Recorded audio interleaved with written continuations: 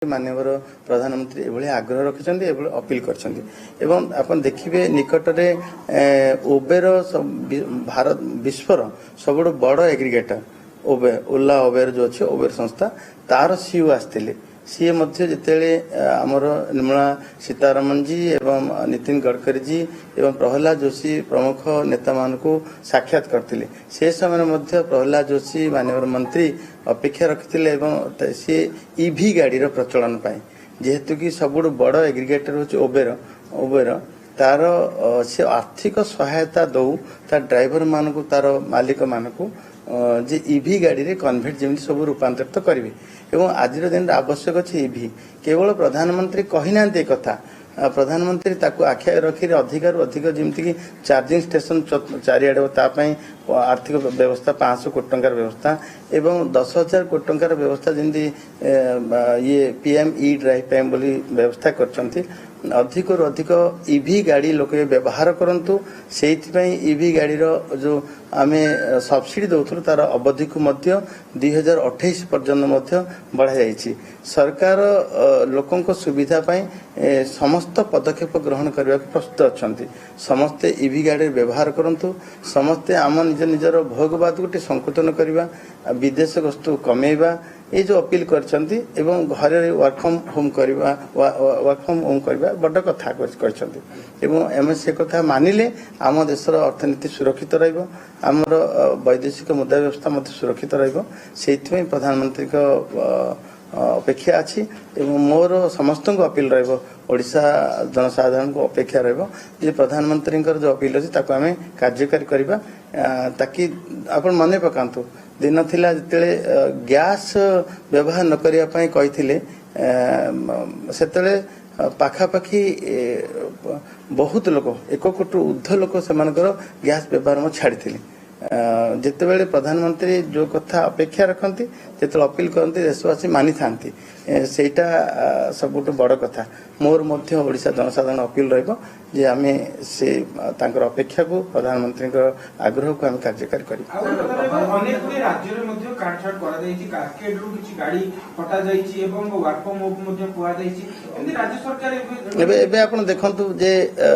कोनसी पात्र अंतर करू नाहंती कर्नाटक आम सरकार ने बीजेपी सरकार कर्नाटक ने किंतु कर्नाटक सरकार ईवी गाड़ी जिते सुविधा अच्छी एवं चार्जिंग स्टेशन पे सुविधा अच्छी तांको मध्य से अनुपात रे मध्य केंद्र सरकार मध्य देइछन्ति सबु राज्य को सहयोग भी करछन्ति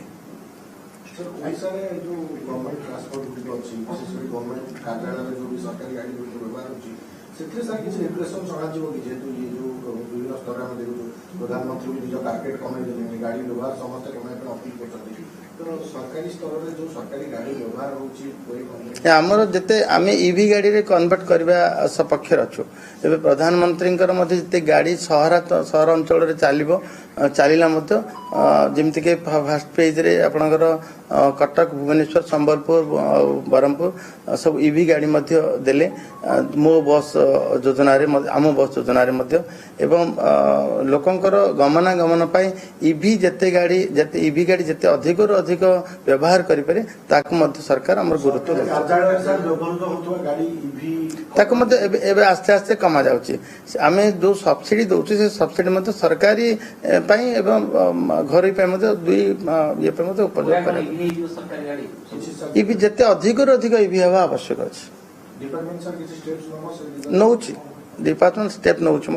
आम तो ओडिशा सरकार तो ईवी गाड़ी किणवा पाई जो सब्सिडी दउची प्रोत्साहन जनक भाबे ए राशि मध्य दउची सर आपण ओडिशा देखुतबे विभिन्न जिल्ला रे पेट्रोल डीजल संकट देखा पाई मिललानी आपण देखुतबे से 2004 के आपण 2000 बाइक में 200 टका करा होची तो सेति काई किछ अपील करिवे कि लोकन को पेट्रोल कम व्यवहार करो नै से गोटे धाड़ी रो कथा तेल कम व्यवहार करंतु ए धाड़ी कथा ए धाड़ी अपेक्षा प्रधानमंत्री समस्त मन को छुईची एवं समस्त मत से दिगरे काम करने कम कम व्यवहार करवा एवं जमती गोटे देखा जाय पारे गोटे जणे गोटे एडे बड़ कार व्यवहार करवा जनक पई आवश्यक नहीं से गाड़ी रे आम 3-4 जन भी जाई परिबा गोटे